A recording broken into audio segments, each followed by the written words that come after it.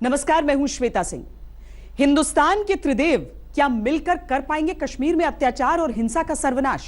क्या भारत की तिकड़ी ने जम्मू कश्मीर समस्या को लेकर कोई मास्टर प्लान तैयार कर लिया है?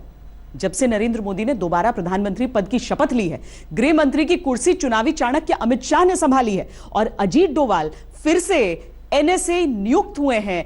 यही उम्मीद देश के मन में जग रही है, क्योंकि 3 दशक से आतंक को झेल रहा कश्मीर और उसके दर्द से तड़पता पूरा देश कह रहा है, बस अब और नहीं। हमने कहा हमारी पहचान अपनी होगी, हमारा आईन अपना होगा। 370 को तोड़ते हो तो हिंदुस्तान का जम्मू कश्मीर पे कब्जा नाजायज हो जाता है। ये जम्मू कश्मीर को भारत से अलग करने की धमकी दे रहे हैं। ये पूरे आईन को तब्दील करना चाहते हैं। क्या खतरा है? तो फिर हमारे पास भी धारा 370 समाप्त करने और 35A समाप्त करने के अतिरिक्त कोई विकल्प शेष नहीं बचे। मेरी वार्निंग है बीजेपी वालों को कि आप आग के साथ खेलना बंद कर दो। धारा 370 और 35A को बदलने के लिए कदम उठाए। खून की ईद मनाती पत्थरबाजी एक चुनौती।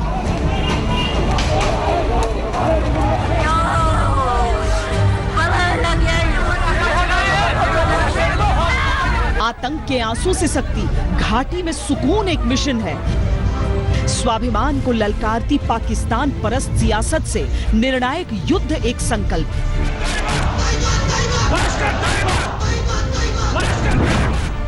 अमित शाह साहब, आप किसी गफलत मुंगेरे लाल के ख्वाब देख रहे हो, जो आप ये सोचते हो कि ऐसा करब सदर खत्म। 370 हिंदुस्तान और जम्मू कश्मीर के लोगों के बीच में एक पुल है। 370 और 35A को हटाएंगे। मोदी साहब, अमित शाह साहब, मैं आपको आज हंडवाड़ा की सरजमीन पे चैलेंज करता हूँ, नहीं हटा पाओगे आप। इस रियासत के लोग आपको इस बात की इजाजत नहीं देंगे। और अलगाव की कुटिल नीति का फुल एंड फाइनल हिसाब एक सौगंध। दिल्ली की मोदी सरकार को मालूम है कि कुछ करना होगा, जल्दी करना होगा और ऐसा करना होगा जो हर किसी को नजर आए, एक मिसाल बने। सरकार को यह पता है कि करने को पहले भी बहुत कुछ किया गया, लेकिन ज्यादा कुछ बदला नहीं। सरकारें बदली, नेता बदले, लेकिन कश्मीर का मुकद्दर नहीं बदला। आज भी खून, हत्या, पत्थरबाजी, बम, बारूद और आंसू कश्मीर के मुकद्दर में। धारा 370 और 35A कश्मीर को बाकी देश से अलग बनाते हैं। शेष भारत की जनता का मत यह है कि यह दर्जा एक अन्याय है, जिसके मूल में जम्मू कश्मीर की लगभग हर समस्या का अंत छुपा है।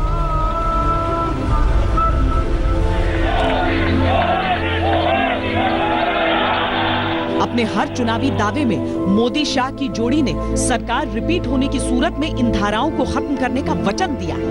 अमित शाह अब गृह मंत्री हैं। उनकी अग्नि परीक्षा इसी मुद्दे पर होगी।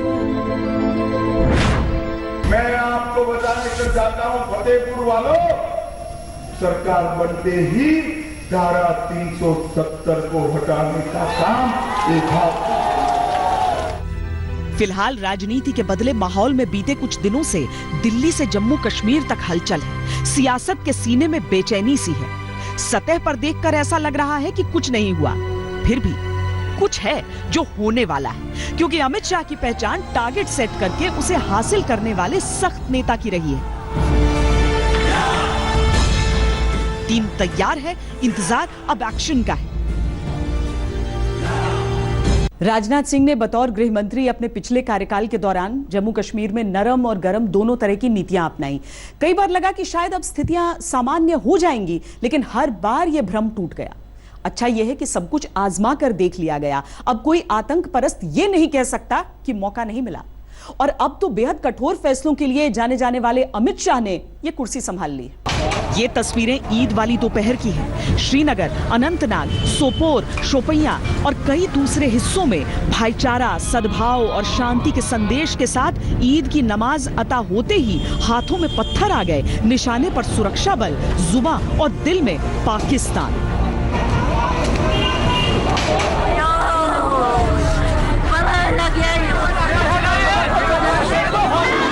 इसी ईद के दिन आतंकवादियों ने एक लड़की की गोली मारकर हत्या कर दी।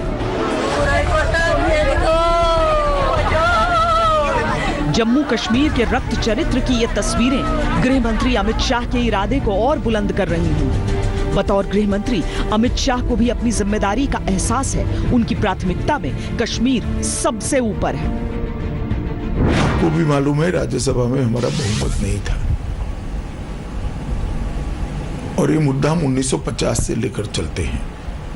जब तक नहीं होगा ये मुद्दा हम छोड़ेंगे नहीं। पर क्या ये मुमकिन है? जी बिल्कुल मुमकिन है। काफी कुछ मुमकिन हुआ है। अमित शाह ने गृह मंत्री बनने के बाद शुरू की 4 में से 3 मीटिंग जम्मू कश्मीर के मामले पर ही ली। हर मीटिंग में पहली बात ही आतंकवाद पर कठोर से कठोर कार्रवाई की हुई। गृह मंत्रालय के अधीन आने वाले सभी 22 विभागों के अधिकारियों से मुलाकात की। NSA chief Ajit Doval, IB chief, raw chief, गृह सचिव से जम्मू कश्मीर की स्थिति को लेकर गहन मंत्रणा की। राज्यपाल सत्यपाल मलिक से मुलाकात करके आने वाले दिनों की रणनीति पर चर्चा की गई। ये वो चेहरे हैं जिन्हें चिन्हित किया गया है। सुरक्षा बलों की ये नई हिट लिस्ट है।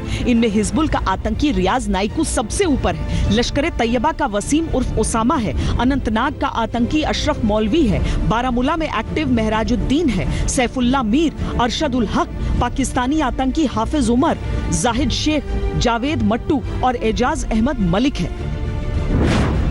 ये कौन सा कानून है कि कश्मीर की एक मुस्लिम बेटी अगर कश्मीर के बाहर विवाह कर ले तो साहब कश्मीर में वो बेदखल हो जाती है संपत्ति से। कश्मीर को विकास चाहिए, कश्मीर में उद्योग चाहिए। आप उद्योग जमीन नहीं खरीद सकते आप। तो इस पर कभी कभी खुल के चर्चा होनी चाहिए कि कश्मीर में एक समावेशी समाज बनाने में आर्टिकल 370 सहयोगी रहा या मात्र कुछ परिवारों को अपनी सियासत का समेटने का माध्यम बना। आतंकियों की लिस्ट बनती है, आतंकी खत्म होते हैं, लेकिन ये सिलसिला थम नहीं रहा। अमित शाह से की जा रही उम्मीदों में इस समस्या के स्थानीय समाधान की उम्मीद भी है। इसी साल 5 महीनों में 100 से ज्यादा आतंकवादी मारे जा चुके हैं। 23 मई को जब मोदी सरकार की जीत सुनिश्चित हुई थी, उसी दिन जाकिर मूसा जैसा मोस्ट वांटेड आतंकी मारा गया। ऐसा माना जा रहा है कि इसके बावजूद अभी भी घाटी में 100 से ज्यादा पाकिस्तानी और 150 से ज्यादा स्थानीय आतंकवादी सक्रिय हैं।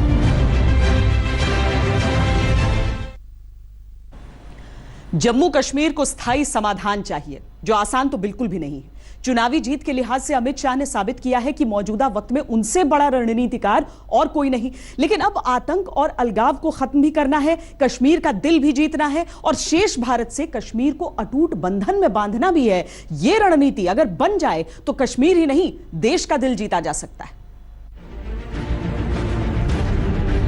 अमित शाह कब, क्या, कैसे करते हैं, ये तभी पता चलता है जब वो अपनी चाल चल चुके होते हैं। लिहाजा कश्मीर में उनकी नीतियां कैसी होंगी, ये धीरे धीरे ही पता चलेगा। लेकिन कश्मीर नीति के लिहाज से जिन 3 मोर्चों पर उन्हें डटना होगा, उसकी तस्वीर साफ है। पहला मोर्चा है आतंकवाद और उसके समर्थक पत्थरबाज। दूसरा मोर्चा है कश्मीरियत की आड़ में अलगाववाद को खाद पानी देती सियासत। और तीसरा मोर्चा है पाकिस्तानी प्रोपेगेंडा से प्रेरित वो पीढ़ी जिसकी परवरिश ही ऐसे माहौल में हुई जिस तक हिंदुस्तानी सोच का सूरज पहुंचा ही नहीं। कश्मीर के सरहदी हिस्से में चलते हुए हमारी मुलाकात कुछ बच्चों से हुई जो क्रिकेट खेल रहे थे। उत्सुकतावश हम उनसे मिलने आगे बढ़े और क्रिकेट के जरिए उनका मन टटोला। बैटिंग का स्टाइल किससे उठाते हैं? दुनिया में कौन पसंद है सबसे ज्यादा? अफरीदी। अफरीदी की बैटिंग अच्छी लगती है। रिटायरमेंट की एज क्या लगती है अफरीदी की? 25 साल। 25। आप लोग, और यहाँ पर बेस्ट कौन बैटिंग करता है? कह रहे हैं सब। फिलहाल तो सभी खेलते, सभी ऑलराउंडर हैं। शायद अफरीदी पसंद है, विराट कोहली किसी को नहीं पसंद है? नहीं। किसी को इंडियन होने के नाते नहीं, वो ऐसी बात है। क्रिकेट तो सभी पसंद है। अभी हमें शायद अफरीदी अच्छा लगता है। अभी शायद अफरीदी। और विकेट कीपिंग करता है कोई धोनी की तरह?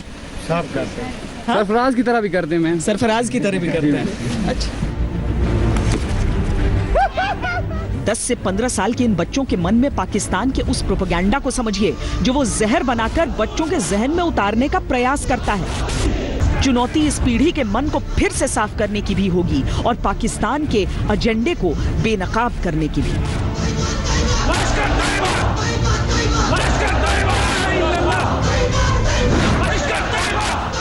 अमरनाथ यात्रा शुरू हो रही है 1 जुलाई से और 15 अगस्त तक चलेगी। इससे पहले पूरी कोशिश की जाए कि ये जो 10 आदमी हैं इनको हर प्रकार से खत्म किया जाए ताकि किसी प्रकार से अमरनाथ यात्रा में किसी प्रकार की कोई गड़बड़ की संभावना ना हो। अमित शाह ने जब से गृह मंत्रालय का कार्यभार संभाला है, उनका फोकस नंबर 1 रहा है कश्मीर। उनकी मीटिंग्स में जम्मू कश्मीर पर चर्चा हुई और यह संकेत स्पष्ट हुआ कि अपने मिजाज के मुताबिक शाह की रणनीति का सीक्रेट तब तक ओपन नहीं होगा जब तक कि ठोस कार्रवाई होना शुरू न हो जाए। यह माना जा रहा है कि फैसले सख्त होंगे, जिसकी एक हल्की सी झलक दिखाई देने लगी। ख्याल को आप जेल में नहीं डाल सकते हो। You can't kill an idea. You can't jail an idea. सियासी गठबंधन टूट गया, लेकिन महबूबा मुफ्ती का आतंकवादियों से गठबंधन नहीं टूटा। लिहाजा इस साल भी उन्होंने सरकार से रमजान में आतंकियों के खिलाफ बंदूकें खामोश करने की गुहार लगाई थी। लेकिन पुलवामा के गहरे जख्म और पिछले साल के अनुभव को देखते हुए सरकार ने इसे अनसुना कर दिया। नतीजा ये कि सुरक्षा बलों का मनोबल चरम पर रहा। एंटी टेरर मुहिम ने गति पकड़े रखी और ऑपरेशन ऑल आउट जारी रहा। अपने जितने भी बड़े कमांडर्स हैं वो सारे के सारे कमांडर मारे जा रहे हैं और उनके बदले में कोई नया आदमी कमांडर नहीं बनना चाहता, क्योंकि जैसे ही कमांडर बनता है उसको साफ तौर पर नज़र आता है कि उसके मौत की घंटी उसके सामने है। उनका मोरल मोटिवेशन गिर चुका है। पाकिस्तान भी काफ़ी ज़्यादा बौखलाया हुआ है। तमाम कोशिशों के बावजूद भी नए घुसपैठिए दाखिल नहीं कर पा रहा। उतने बड़े अभी भी सिक्योरिटी फोर्स के खिलाफ पत्थरबाजी तो हो रही है, लेकिन उसकी इंटेंसिटी उतनी ज़बरदस्त नहीं जितनी जिसमाफिक पहले थी। जम्मू कश्मीर की सियासत में माह रमजान का एक अहम रोल रहा है। कश्मीरियत का दिल जीतने के लिए दिल्ली के आदेश पर कश्मीर में सुरक्षा बलों ने बंदूकें भी झुकाई। कश्मीर की स्थानीय राजनीति ने रमजान के महीने में सीज फायर की अपीलों को कश्मीरियत की रक्षा से जोड़ा है। लेकिन आतंकियों और उनके सरपरस्तों ने रमजान की कद्र कभी नहीं की। कभी ईद की छुट्टी पर जाते जवानों का कत्ल किया, कभी नमाज पढ़कर लौटते सुरक्षा कर्मियों की हत्या की। तो मेरी ये आवाज है कि 2 टायर पे गाड़ी चलती है, स्टेट गवर्नमेंट को और डिफेंस गवर्नमेंट दोनों मिलकर इसको जो गुंडागर्दी है इसको बाहर निकाला जाए, सफाया किया जाए। कश्मीर के जो इंसान है वो इंसानों को खा रहे हैं। हम राशन खाते हैं, इंसान को कोई चीज नहीं खाती, लेकिन कश्मीर के इंसान इंसानों को खा रहे हैं। कोई जात के लिए नाम के लिए नहीं, ये गुंडे लोग हैं। जो जात के लिए निकलता है या जात के लिए सही जो दीन जानता है वो बिल्कुल ये कत्लेआम नहीं करता माह रमजान के महीने में। पिछले साल जम्मू कश्मीर में बीजेपी और पीडीपी की सरकार थी। तब तत्कालीन मुख्यमंत्री महबूबा मुफ्ती की अपील पर तत्कालीन गृह मंत्री राजनाथ सिंह ने रमजान के महीने में suspension of anti terror operation का ऐलान किया था। सुरक्षा कर्मियों की बंदूकें तो खामोश रहीं, लेकिन आतंकियों ने हिंदुस्तान को छला। इस दौरान आतंकवादियों ने घाटी में 42 हमले किए, जिनमें 19 बार ग्रेनेड अटैक किए गए। कई बार सुरक्षा बलों से हथियार लूटने की घटनाएं सामने आई। इस बात की बहुत आलोचना हुई कि राजनीति ने वो बढ़त गंवा दी जो सुरक्षा बलों ने अपना खून बहाकर हासिल की थी। हालांकि मोदी सरकार को इस बात का एहसास है और अगर वो अपनी गलती को सुधारने की दिशा में कदम बढ़ाएं तो शायद जो नुकसान हुआ उसकी भरपाई भी हो जाए। एक मुट्ठी भर परिवारों ने जम्मू कश्मीर को इमोशनल ब्लैकमेलिंग करने का रास्ता चुना हुआ है। मुफ्ती साहब से हमें आशा थी कि शायद हम उसमें से बाहर आएंगे, लेकिन वो हमारी महामिलावट थी, तेल और पानी का मिलन था। और वो हमने कह करके किया था कि भाई हम दोनों अलग अलग ध्रुव के हैं, हमारा कोई मेल नहीं बैठेगा। लेकिन जनता ने ऐसा वर्डिक्ट दे दिया है कि हमें साथ चले बिना कोई चारा नहीं है, और इसलिए हम उसके बिना रह नहीं सकते। किया काम। खैर, लोकतंत्र का तकाजा आया, हमने छोड़ भी दिया। हमने कहा भाई चुनाव करवाएंगे, पंचायत के लोगों को हक मिलना चाहिए। प्रधानमंत्री मोदी की टीम जिसका नेतृत्व अमित शाह कर रहे हैं और अजीत डोभाल जिसका जरूरी हिस्सा है, उनके सामने आतंकवाद का लगभग 3 दशक पुराना रक्त रंजित इतिहास है। मोदी सरकार पहले से भी बड़े बहुमत के साथ सत्ता में लौटी है। कमान अमित शाह जैसे कठोर रणनीतिकार के हाथों में है। धारा 370, 35A के साथ आतंकवाद पर सरकार की नीतियां आने वाले दिनों में जम्मू कश्मीर का इतिहास भूगोल तय करेंगी। जनता की उम्मीदें हर कदम पर लगी हुई हैं। जम्मू कश्मीर अगर एक समस्या के तौर पर भारत के सामने है तो उस समस्या के मूल में पाकिस्तान है। यह बात किसी से छिपी नहीं है। यह भी किसी से नहीं छुपा कि पाकिस्तान प्रायोजित आतंकवाद और अलगाववाद कश्मीर घाटी में होने वाले उपद्रवों के लिए सीधे तौर पर जिम्मेदार है। सत्ता में फिर मोदी सरकार लौटी है। अमित शाह जिसके मजबूत स्तंभ हैं। जम्मू कश्मीर सीधे उनके मंत्रालय के तहत आता है। पाकिस्तान में एक अजीब सी बेचैनी। गोलीबारी आज भी होती है, मगर गोलीबारी की शुरुआत आज भी पाकिस्तान की सेना करती है, मगर अब उसका अंत भारत की फौज करती है। मित्रों, हमारी लड़ाई आतंकवाद के खिलाफ है। वहां से गोली आती है, यहाँ से गोला जाता है, ईंट का जवाब पत्थर से दिया जाता है। हमारी लड़ाई कश्मीर के लिए है, कश्मीर के खिलाफ नहीं है। जम्मू और कश्मीर हिंदुस्तान का अटूट हिस्सा है। श्यामा प्रसाद जी ने अपने खून से इसको सींचा। कश्मीर की धुरी पर भारत पाकिस्तान के रिश्ते ऐसे घूमे कि हमेशा हिंदुस्तान की तरफ टेढ़ी नजरें रखने वाला पाकिस्तान असमंजस में। मोदी सरकार ने पाकिस्तान के लिए इतना स्पेस छोड़ा ही नहीं कि वो आतंकी मंसूबों के साथ सांस भी आसानी से ले सके। पाकिस्तान बातचीत की उम्मीद में बार बार भारत की तरफ देख रहा है, लेकिन हिंदुस्तान दुनिया के हर मंच से पाकिस्तान के साथ रियायत की उम्मीदों को खारिज कर रहा है।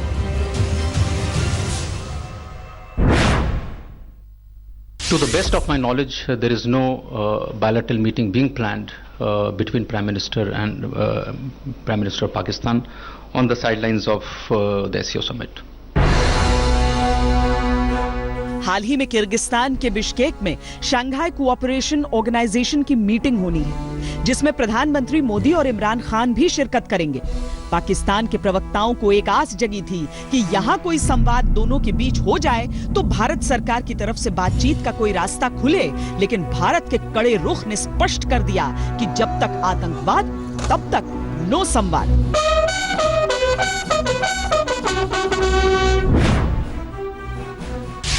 कोशिश पाकिस्तान इस बात पे कर रहा है कि प्रधानमंत्री मोदी और इमरान खान से कुछ वहाँ पे बातचीत हो भी जाती है तो उससे कोई मसला नहीं हल होने वाला।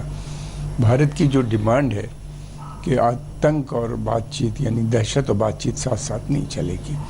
अगर पाकिस्तान वाकई सीरियस है तो वो कुछ उसको कदम उठाने पड़ेंगे, तभी कुछ सीरियस डायलॉग पॉसिबल हो पाएगा।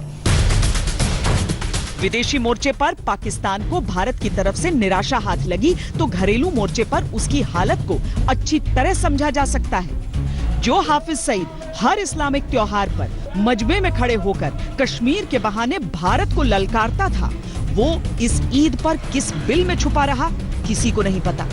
दरअसल खबर यह है कि पाकिस्तान सरकार ने उसे खुले में ईद की नमाज पढ़ने की इजाजत ही नहीं दी। पाकिस्तान भले भारत के साथ किसी नई नीति पर चलने का ख्वाब देख रहा हो, लेकिन भारत की नीति स्पष्ट है। आतंकवाद का जवाब सर्जिकल स्ट्राइक और एयर स्ट्राइक की तरह देंगे और दुनिया के हर मंच पर अपनी कूटनीति के प्रभाव से पाकिस्तान को अलग थलग करेंगे। पाकिस्तान आज कंगाली के कगार पर खड़ा है। हालात ये हो चुके हैं कि उसे रक्षा बजट में कटौती करने का ऐलान करना पड़ा। पाकिस्तान का टोटल डिफेंस बजट $11.4 बिलियन है और उससे वो क्या कम करेगा उसने कोई बताया नहीं है, नंबर 1। नंबर 2 बात यह है कि जब भी जो भी कंट्री जो है IMF से लोन लेती है उसको अपना डिफेंस बजट रिड्यूस करना पड़ता है, ये एक उनकी एक शर्त होती है।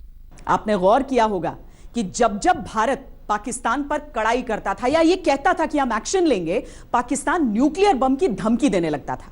लेकिन बालाकोट एयर स्ट्राइक ने उसे ऐसी जगह चोट पहुंचाई है कि सदमे में उसकी जुबान बंद हो गई है। संकेत साफ है, कश्मीर की समस्या सुलझाने के लिए भले ही वाजपेयी फॉर्मूला आजमाया जाएगा, पाकिस्तान पर सिर्फ और सिर्फ मोदी फॉर्मूला ही असर करेगा। अटल जी की फॉर्मूला ही काम आने वाली है। अच्छा, इंसानियत, कश्मीरियत, जमहूरियत। लेकिन जो कुछ मुट्ठी भर परिवारों ने जो कश्मीर में एक भाषा बोलते हैं, दिल्ली में आकर के दूसरी बोलते हैं, ये दोगलापन उजागर करना पड़ेगा। और मैं अभी वो कर रहा हूँ कि ये दोगलापन है। आप में हिम्मत होनी चाहिए। जो कश्मीर में बोलते हैं वही दिल्ली में आके बोलिए, दिल्ली में बोलते हो कश्मीर में बोलिए। नहीं बोल रहे हैं, दो भाषा बोल रहे हैं, एक्सपोज हो रहे हैं। इतिहास गवाह है कि भारत ने पाकिस्तान को बार बार मौके दिए, उसके धोखे के बाद भी अमन की आशा बांधे रखी, क्रिकेट कूटनीति का भी जमकर इस्तेमाल किया, लेकिन पाकिस्तान हर बार भरोसा बांधता ही इसीलिए था ताकि उसे तोड़ सके। पिछली सरकार का नेतृत्व करते हुए प्रधानमंत्री मोदी ने उसे कई मौके दिए, अपने शपथ ग्रहण में बुलाया, औचक दौरा कर लिया, पठानकोट हमले की जांच में साझेदार बनाया, लेकिन पाकिस्तान के छल से बार बार छलनी होने के बाद अब उसकी कोई नौटंकी नहीं चलेगी। प्रधानमंत्री मोदी पाकिस्तान को लेकर अपनी नीति से जरा भी लचीला होने को तैयार नहीं है। मोदी सरकार के दूसरी बार शपथ ग्रहण समारोह में भारत को पाकिस्तान की उपस्थिति नहीं चाहिए थी, लिहाजा इस बार बिम्स्टेक देशों को न्योता भेजा गया, जिसके सदस्य देशों में पाकिस्तान नहीं है। प्रधानमंत्री मोदी के इस कदम से पाकिस्तान सकते में आ गया। पाकिस्तानी मीडिया से लेकर राजनीतिक गलियारों में लानत मलानत की कई तस्वीरें सामने आई। लेकिन जब तक बॉर्डर पर पाकिस्तानी जुर्रतें सीज फायर समझौतों का उल्लंघन करेंगी, जब तक पाकिस्तानी आतंकवादी कश्मीर में अपनी हरकतों से बाज नहीं आएंगे, भारत का रुख बदलेगा ऐसा लगता नहीं है। अब तक सिर्फ मई के महीने में ही पाकिस्तान 16 बार युद्ध विराम का उल्लंघन कर चुका है।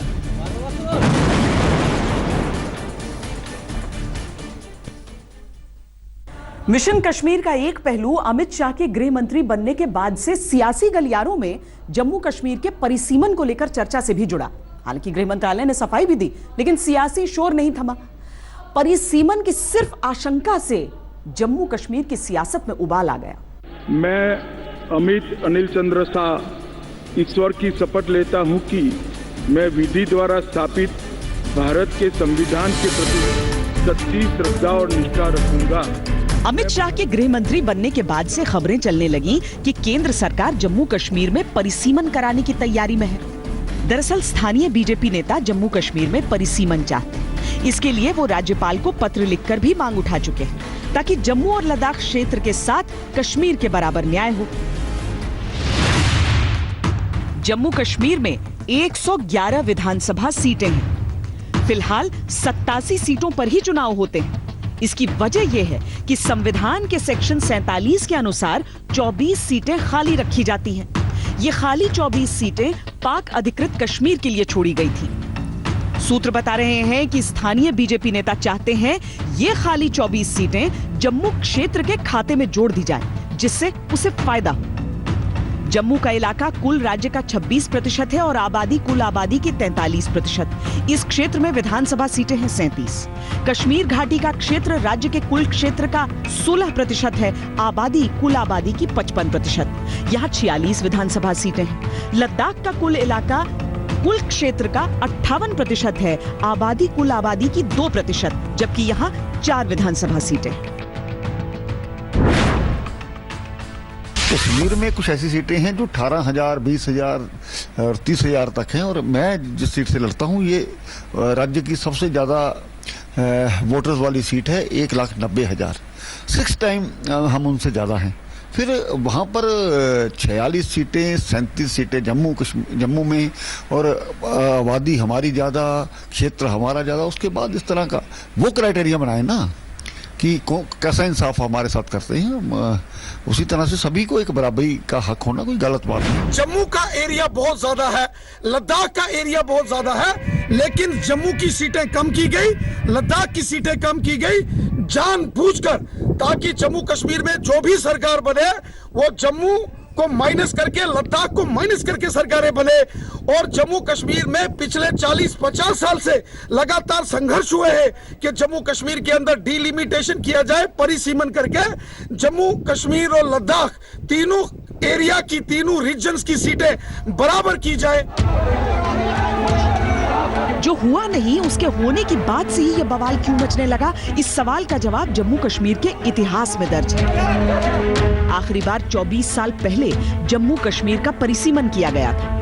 2005 में फिर से परिसीमन होना था, लेकिन उससे पहले 2002 में अब्दुल्ला सरकार ने जम्मू कश्मीर के संविधान में संशोधन करके इसे 2026 तक के लिए टाल दिया। इसके पीछे ये सोच रही कि वो घाटी से बाहर का मुख्यमंत्री नहीं बनने देना चाहते। यही वजह है कि अब तक 1965 से 9 मुख्यमंत्री बने, सब घाटी के मुस्लिम चेहरे थे।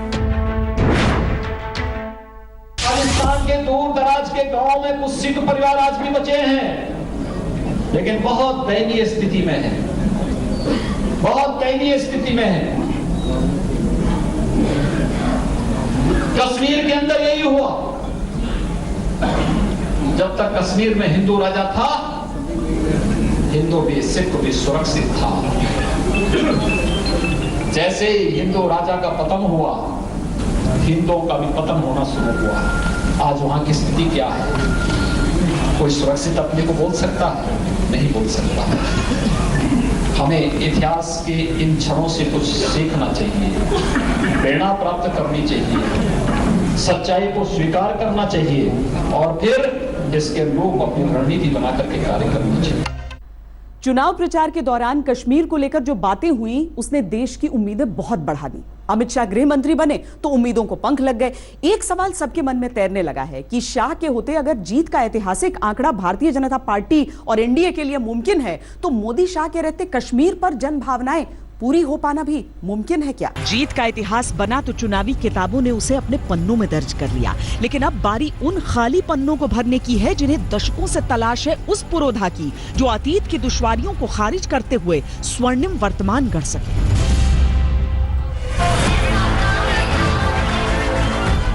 बंगाल में कमल खिलाना असंभव लक्ष्य था, शाह की रणनीति ने वहां कमल खिलाया। यूपी में इतिहास दोहराना मुश्किल था, शाह की चुनावी नीति ने वहां इतिहास दोहराया। पूर्ण बहुमत से मोदी सरकार के वापस लौटने पर चुनावी पंडितों को संदेह था, शाह की चुनावी कूटनीति ने पहले से और भी प्रचंड बहुमत से बीजेपी को सत्ता में लौटाया। अब बारी जम्मू कश्मीर जैसे जटिल मुद्दे को सुलझाकर उसी रुतबे को दोहराने की है। आतंक और अलगाव चरम पर है, अमरनाथ यात्रा भी होनी है, चुनाव भी होने हैं, हर पल परीक्षा होगी, हर कदम पर चुनौती मिलेगी। हमारी सिक्योरिटी फोर्स का ताल्लुक है। साफ तौर पे सरकार ने फैसला कर लिया था कि अमरनाथ यात्रा से पहले ज़्यादा से ज़्यादा जो आतंकवादी हैं इनको ख़त्म किया जाएगा। एक लिस्ट भी जारी की 10 सबसे खूंखार आतंकवादी, उनमें से तो नहीं मारे गए, लेकिन जैश ए मोहम्मद की तकरीबन खात्मा कर दिया गया जहाँ तक साउथ कश्मीर का ताल्लुक है। 2-3 चीज़ों को दर्शाता है। एक कि वहाँ का आवाम जो है वो खुद सामने आ रहा है सिक्योरिटी फोर्सेस को इनके बारे में इंफॉर्मेशन देने के लिए, जिसकी बदौलत तकरीबन हर दिन एनकाउंटर हो रहा है और इस साल के शुरू से अभी तक तकरीबन 60 से 65 आतंकवादी ढेर हो गए हैं।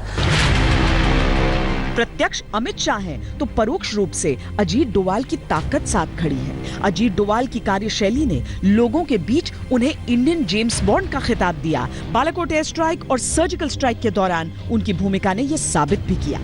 कश्मीर पर सरकार की नीति जो भी बनेगी उसमें अजीत डोवाल का रोल अहम होगा। इतिहास प्रधानमंत्री मोदी के फैसलों की ओर टकटकी लगाए है। विस्थापित कश्मीरी पंडितों को अपनी घर वापसी का इंतजार है। हुर्रियत और पाकिस्तान से घाटी को निजात दिलाना उनकी चुनौतियों में शामिल है। आतंक की राह चुन चुके नौजवानों को मुख्य धारा से जोड़ना उनके काम का एक अहम हिस्सा है। धारा 370 और 35A की महाचुनौती तो है ही। काम मुश्किल है लेकिन करना ही होगा, क्योंकि जिस जनमानस को ये उम्मीद है कि मोदी है तो मुमकिन है, उसी जनमानस के मन में एक ख्याल ये भी है कि अभी नहीं तो कभी नहीं। कश्मीर समस्या के निदान के लिए कभी तत्कालीन प्रधानमंत्री अटल बिहारी वाजपेयी ने जमहूरियत, कश्मीरियत, इंसानियत का नारा दिया था। यह सफलता के बहुत करीब पहुंचा पर पूरी तरह सफल नहीं हुआ। अब कड़े कदम की बारी है। इस पेशकश में इतना ही। देश और दुनिया की बाकी खबरों के लिए आप देखते रहिए आज तक। लेटेस्ट खबरों के लिए यूं ही देखते रहिए आज तक। और इस वीडियो के पसंद आने पर लाइक, शेयर एंड सब्सक्राइब करना ना भूलें।